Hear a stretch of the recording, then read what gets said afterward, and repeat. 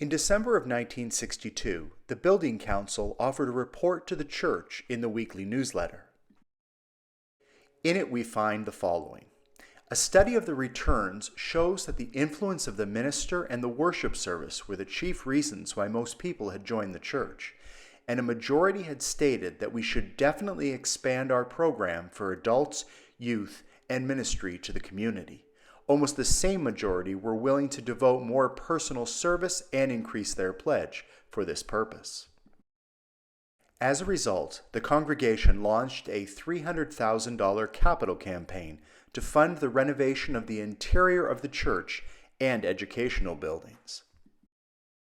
The campaign was kicked off with a loyalty dinner. The congregation was divided into divisions, the divisions into teams, with each division having a chair and each team a captain.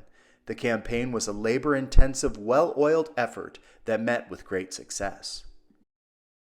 Here we have just a few images of some of the campaign workers who were dedicated to this building campaign.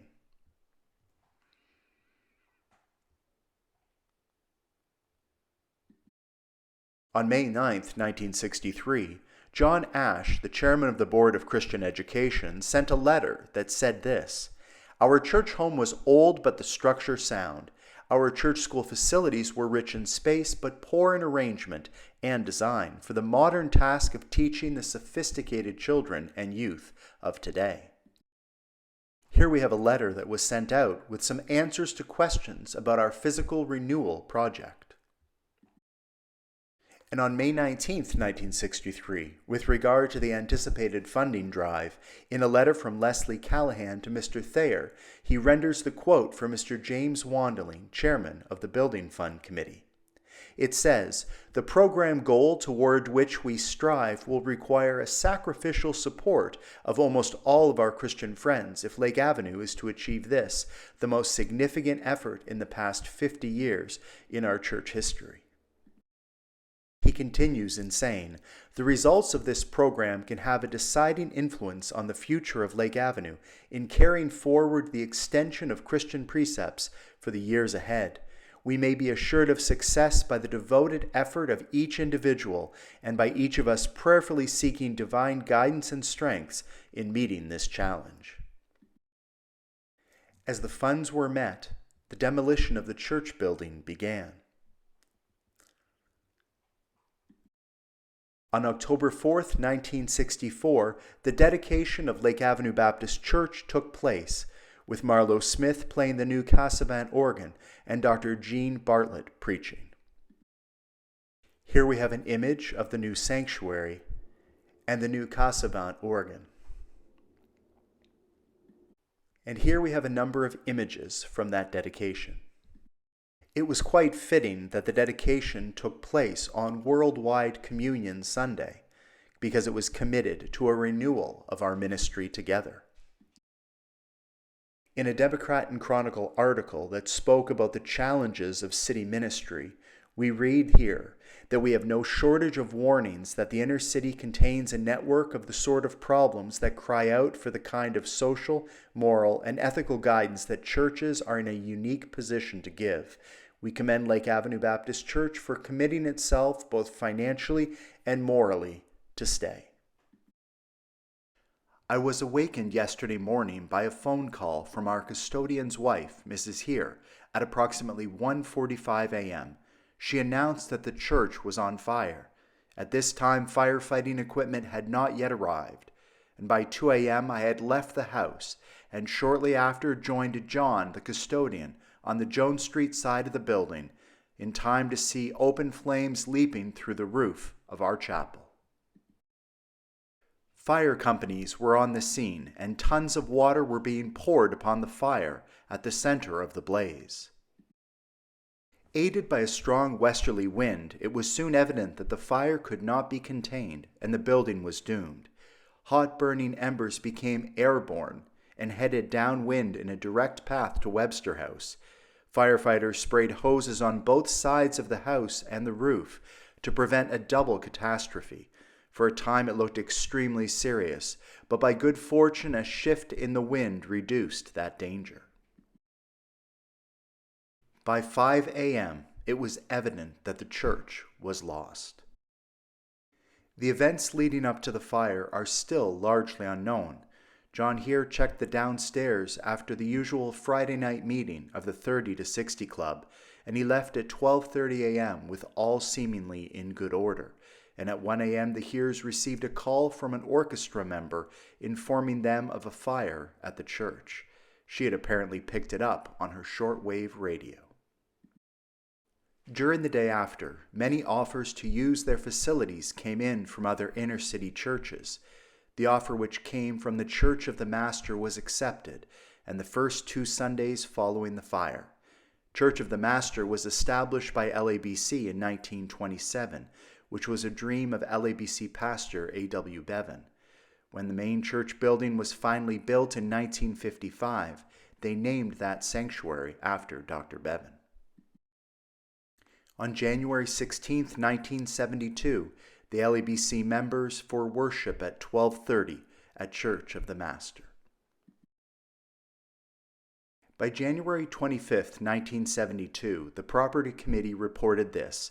As a result of high winds, a large portion of 2 unsupported 70-foot-high masonry stone gables facing Jones Ave and Ambrose Street were blown down into the church building by approximately 8 a.m. And then a report from the next day. Arrangements were made for us to use Central Presbyterian Church for future worship services. This arrangement lasted until September, and it was then necessary for a move to First Presbyterian Church, which became available. There they remained until the dedication of the new building in 1975. At the time of the fire, the church was in the process of calling a new senior pastor. The 2 associates, Roger Francis and Claude Pullis, had been covering pastoral duties since George Hill had left in July of 1971, and on December 1st, the church called Reverend Jack Wilkes as their new senior pastor. The decision was made to publish a newsletter focused on the process of deciding the future of LABC. It was entitled Smoke Signals. The month of February was spent clearing out what remained of the contents of the education and church building. And then on February 16, 1972, a meeting of church leaders was held in which the following questions were considered. Should the church retain its identity? Should we retain our name? Should we have our own church building? Should we rebuild on the same site? Should we build on another urban site? Should we build on a suburban site? Shall we merge with another church? Shall we minister to the present neighborhood somehow? Shall we make a decision by Easter 1972? Ultimately, the church made the decision to rebuild. By July of 1972, the arson squad of the Rochester Fire Department reported that the fire did not start in either the social hall or the education building, and they requested to be present when debris was removed from other portions of the building to further ascertain cause of the fire. And to date, no final report of the arson squad was found in our archives. By August 17, 1972, the trustees received bids for the demolition of the remaining walls and foundations. The work began that Wednesday, and it would take approximately 20 days and cost $23,000. The entire area would be filled and seeded. On March 22, 1973, the building committee approved the selection of Parks, Morin, Hill, and Brennan to be the architects for the new LABC building, and at the same meeting they approved the selection of the Fred R. Steel Company, Inc. as the general contractors for the project. The total estimated cost of the new buildings would be $1,064,500. That did not include the cost of the organ and parking, which totaled another $60,000. The insurance company ensured that the old building had paid out just in excess of $930,000. On October 4, 1973, at a congregational meeting of the church, the following details of the proposed new building were revealed. Space allocations have been developed from data, interviews, and all bodies of the church. Total square footage was slightly under 20,000 square feet. The building would be one story and a partial basement. The sanctuary would be designed for attendance of 250 persons, with expansion into the narthex of an additional 100. There would be a social hall of 2,000 square feet adjoining the narthex. The west end of the church would be designed for religious education and could double for use as a daycare. The nursery was included with several restrooms, and 2 areas were set aside for pastors. The church would be designed for maximum flexibility and usage. On April 14, 1974, the church congregation gathered at the front of the Jones-Ambrose Triangle to break ground for the new church building. Here we have a copy of the celebration of the groundbreaking service that took place that day. In a note from June 2, 1974, we read, "At a meeting of the building committee on May 23rd, the final revisions were approved, and we would move forward immediately with construction. A campaign would be mounted to raise $100,000. That would include the cost of the organ, $42,500, and they projected a midsummer date 1975 for completion." In our archives, we hold a number of images from the reconstruction of that building. In the LABC News from September 28, 1975, we read the following: "Seed is being sown on the lawn. Inside work is really moving ahead. The entry doors will be in place today. The organ is being installed. Pipes are everywhere. Our memorial stained glass windows are ready for installation in the social hall. Well, just about everything is speeding towards conclusion." In a newsletter from October 22, 1975, of the Downtown United Presbyterian Church, we read, "Before leaving the former First Presbyterian Church sanctuary in which they have worshipped for the majority of their stay, leaders of the LABC congregation offered thanksgiving for the fellowship and hospitality of the Downtown United Presbyterian Church and its predecessors. Following the service of thanksgiving, the entire congregation formed a motorcade which the police escorted, moving from First Church to the State Street to be greeted at the Lake and Ambrose site by a trumpet fanfare." It is with the arrival that day that a very painful and challenging time of the history of LABC has come to a conclusion. It also began a new time in the life and experience of LABC. 1961 through 1991 were busy years in terms of music at LABC. We begin in 1962 when Alfred Canwisher presented a piano concert at LABC. In March of 1963, the joint choirs of First Baptist Rochester and LABC performed Gabriel Faur's Requiem at LABC. Around that same time, the junior choir boasted 50 members. We have some wonderful pictures of some of those members of the day.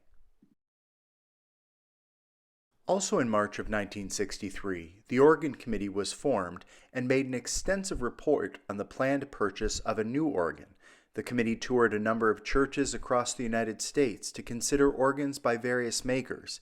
Visits included First Methodist of Syracuse and First Presbyterian of Utica. On July 8, 1963, the organ committee settled on the purchase of a Cassavant Frères organ at a cost of $63,790. In 1964, the organ was installed. On December 5, 1964, the new organ was dedicated.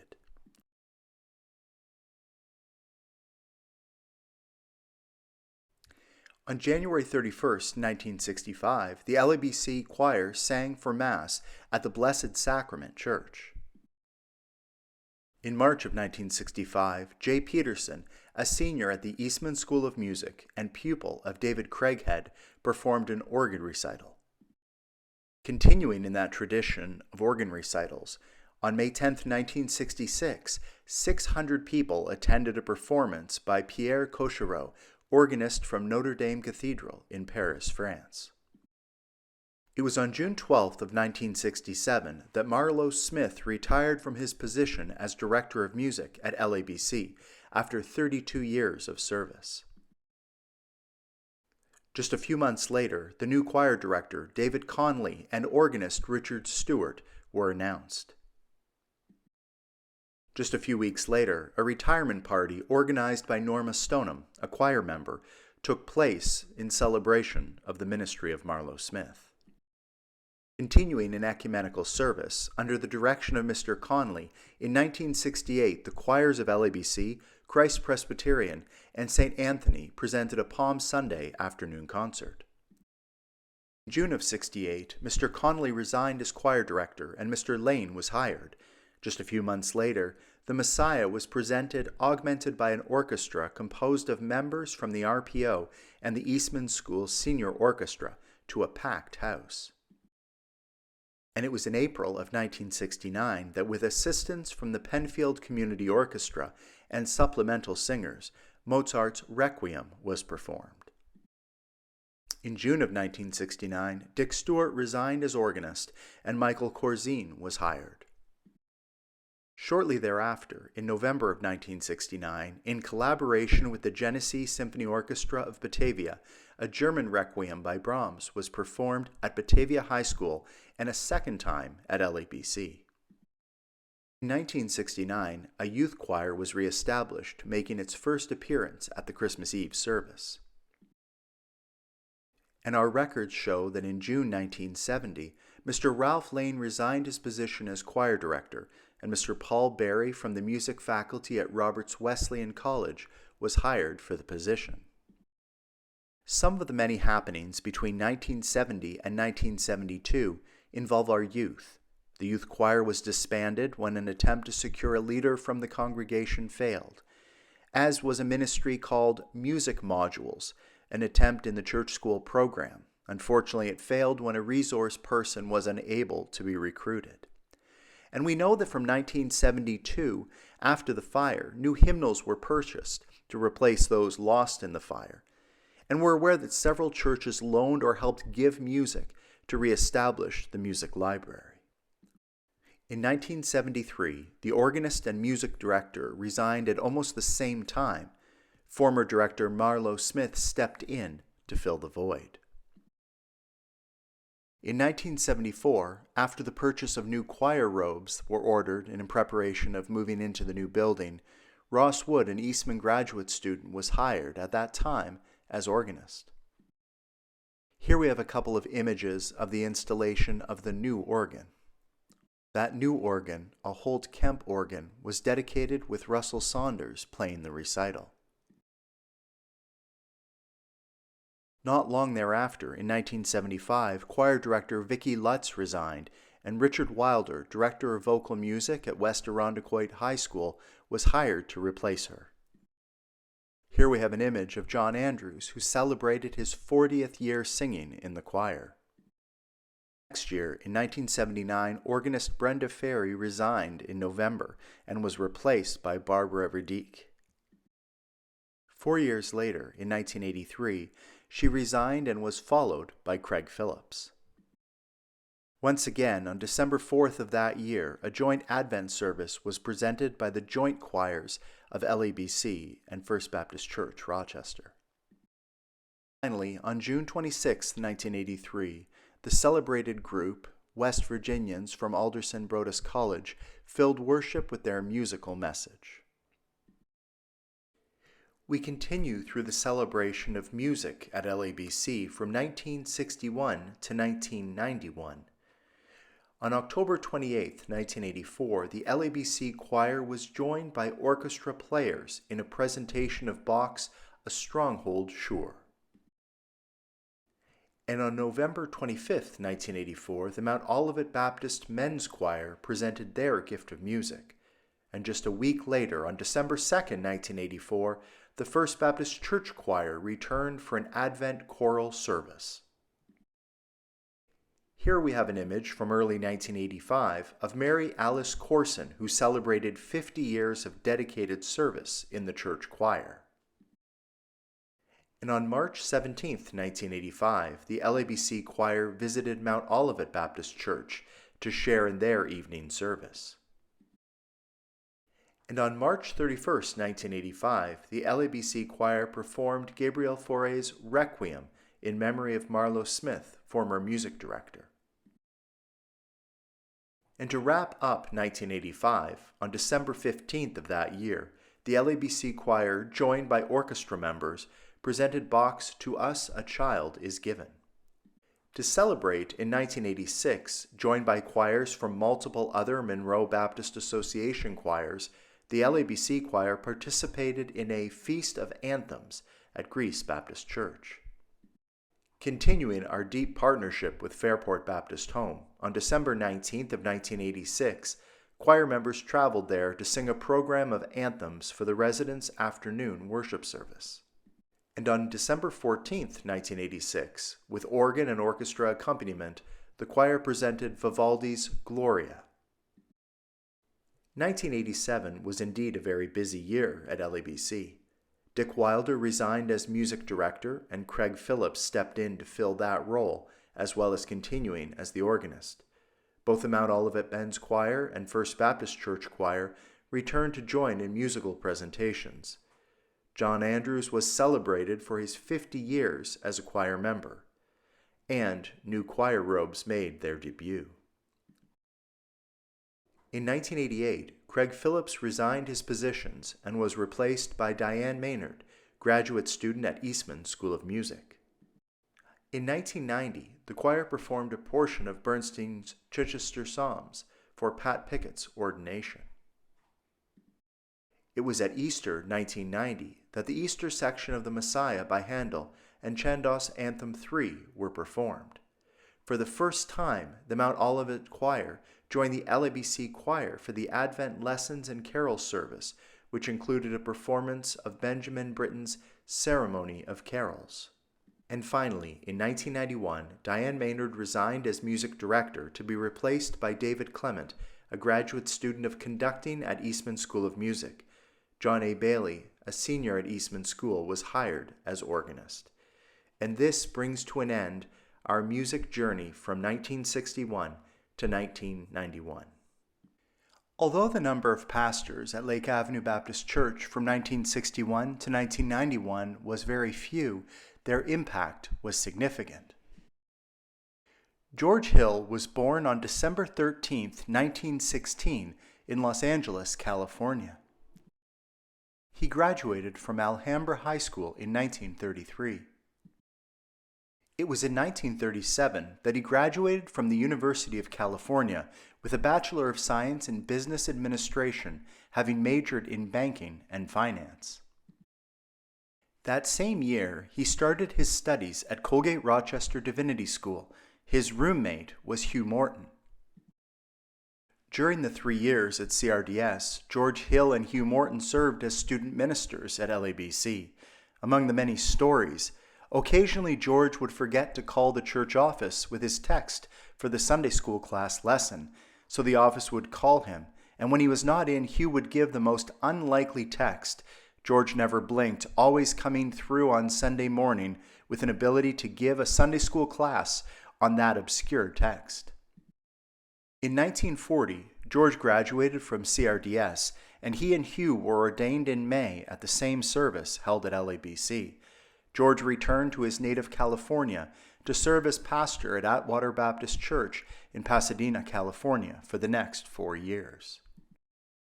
From a piece written while George was a student minister at LABC, we read the following. About this time, we began to hear about a Mary Jones in Long Beach, California. We believed the name to be fictitious, but we finally met her when she came to the Eastman School of Music to study for a year. And in 1941, wedding bells rang out as George and Mary were married on November 28th at First Baptist Church, Pasadena. In 1944, Reverend Hill resigned his pastorate at Atwater to accept a call to the First Baptist Church in Pasadena, California. George served the Pasadena Church for 10 years. Before leaving, he was named Citizen of the Year by the Pasadena Jewish Community Council. On March 28, 1954, LABC congregation extended a call to Reverend Hill to succeed Reverend Dr. Gerald Watkins. Reverend Hill immediately began to engage in community life in Rochester, continuing a long tradition of LABC pastors. We know that George was also active in the American Baptist Convention. In fact, in 1959, we discover that he was a member of the American Baptist Convention's Council on Christian Social Progress. He was also engaged in the life of the Monroe Baptist Association. We also read from an article from 1962 that Pastor Hill was also active in the area and state ministries in New York. In 1964, LABC had undertaken an extensive renovation of the church building. The congregation, unbeknownst to Reverend Hill, decided to celebrate his 10-year anniversary as pastor as part of the celebration for the completion of the renovation. For many in the congregation, they know that he was always one to raise challenging questions, even if those questions challenged the status quo of the community. Rochester was one of the first major cities to experience race riots in 1964. Reverend Hill took up the issues involved and played a major role in the events that followed. In 1965, he made a 2-month around-the-globe tour visiting many Christian mission sites. As part of that tour, the Garo tribe in Assam, a northeast province in India, equipped the Lake Avenue Baptist Church pastor and made him an honorary member of their tribe. In 1965, as part of the tour, he helped to dedicate the new building at the Ishihara San Mission in Tokyo. The school was adopted in 1918 in honor of Winifred Bevan, deceased daughter of Reverend Albert Bevan. Many newspaper articles speak to the fact that Dr. Hill had a way of turning a phrase that immediately caught people's attention. In 1967, the remarkable community work inaugurated by LABC took center stage at the annual convention of the American Baptist Churches held in Pittsburgh. In 1968, we read about Wedge, an outgrowth of the aftermath of the race riots from 1964. This movement was spawned by George's leadership in the race issues, but was also guided into existence by Bob Mahone, an LABC layman. In 1969, on the road again, Pastor Hill took his family on a 3-month tour of the USSR and Eastern Soviet countries. And finally, in 1971, after 17 years of ministry at LABC that impacted the entire Rochester community enormously, Reverend Hill resigned his pastorate. It was that year that Reverend Hill accepted a call to assume the senior minister position at Calvary Baptist Church in Washington, D.C. While at Calvary, he engaged his congregation in significant ministries with immigrants, the homeless, mentally ill, and children in the Black Ghetto. While at Calvary in 1985, Dr. Hill received the Dahlberg Peace Award presented by the American Baptist Home Mission Society at the American Baptist Churches Biennial.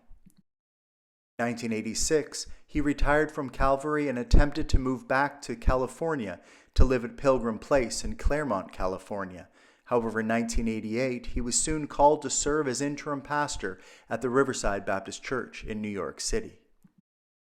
Following his time in New York City, he returned to Pilgrim Place only to be called as an associate pastor by the First Baptist Church of Los Angeles.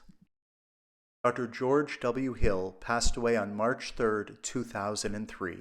His funeral service was held on March 9th at First Baptist Church of Los Angeles, California. Following the leadership of Reverend Dr. George Hill, LABC welcomed Reverend Dr. John Wilkes. Wilkes was born in Syracuse, New York on February 28, 1918. He graduated from Syracuse Central High School, after which he enrolled at William Jewell College, from which he graduated in 1942. Following the completion of his B.D. at Colgate Rochester in 1945, in 1967, the Morris Harvey College in Charleston, West Virginia honored him with a Doctor of Divinity degree. Upon graduation from CRDS, he took his first pastorate at First Baptist Church in Penfield, New York. Following his time from Penfield First, he served at Glenville Baptist Church in Cleveland, Ohio, First Baptist Church in Melrose, Massachusetts, and Baptist Temple in Charleston, West Virginia. In 1973, when LABC had made the decision to rebuild after the fire of 1972, and having not had a senior pastor since 1971, the church called Reverend Wilkes to assume that position. During the span of his ministry, he helped bring about 100 refugees to the United States, which at times involved allowing them to stay in his own home until they got established.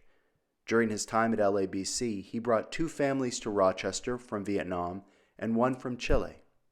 Prior to that, he had brought refugees from Russia, Hungary, Bulgaria, Indonesia, and Cuba. While at LABC, he took community ministry to heart. He served as president of the Northwest Community Services, served on the board of Wedge, on the board of Maplewood YMCA, and the Edgerton Neighborhood Association. All of this at the same time, he led LABC through the construction of a new church building while caring for the pastoral needs of the congregation. In 1977, Jack was stricken with cancer, which took his life after serving only 6 years at LABC. He died on October 30th, 1979 at home at the age of 61. It was said that he came to LABC in a time of rebuilding and change, bringing wit, warmth, spontaneity, surrounding the congregation with a love that was contagious. Reverend James C. Miller was born on July 25, 1937, in Richwood, West Virginia. In 1955, Jim graduated from Golly Bridge High School in Golly Bridge, West Virginia, and upon graduation from high school, he enrolled in the Alderson Broaddus College in Philadelphia. In 1963, Jim completed his BD at Colgate-Rochester Divinity School, and while at CRDS, he served as student minister at LABC. He also did his clinical pastoral education during that time at the New Jersey State Hospital in Trenton, New Jersey.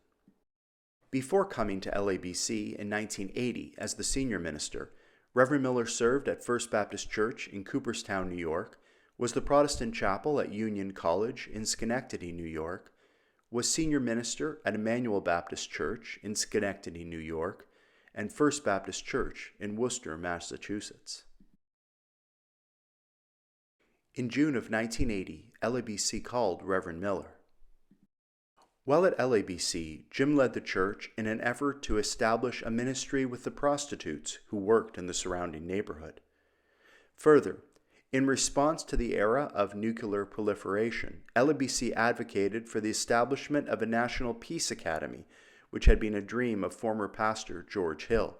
In the end, the academy was founded, and it grew out of LABC having a strong presence in the first National Peace Conference that took place at Calvary Baptist Church in D.C. It was during Jim's time at LABC that the church also was declared a sanctuary church. Safe shelter, economic and social support were offered to refugees fleeing their homelands. LABC provided this support to a family fleeing from El Salvador. 2 members of LABC also traveled with a select group from other sanctuary churches across the U.S. to El Salvador, and at the time LABC became a pillar of support for Baptist churches in Nicaragua, where leaders were experiencing persecution from the government. Finally, in 1989, a relationship was formed with a pastor from Burma who would approach LABC to welcome 5 Burmese students from there. In March, the first student arrived, and by August, the other 4 arrived. LABC provided them with housing, hired them to carry out custodial work at the church, and got them enrolled at MCC to do their college work. 2 of those students remain active members to this day. In September of 1988, LABC celebrated Reverend Miller's 25th anniversary of his ordination. Reverend James C. Miller resigned his role as senior minister at LABC in 1991 to accept a position in leadership of the Rhode Island Council of Churches in Providence, Rhode Island. Following that ministry, he was called as pastor of First Baptist Church in America in Providence. Jim retired in 2006, but has continued to be active in Baptist life, serving churches as interim pastor, pastor, and other roles with American Baptist entities such as the board of CRCDS most recently. We give thanks to God for the leadership of these individuals from 1961 to 1991.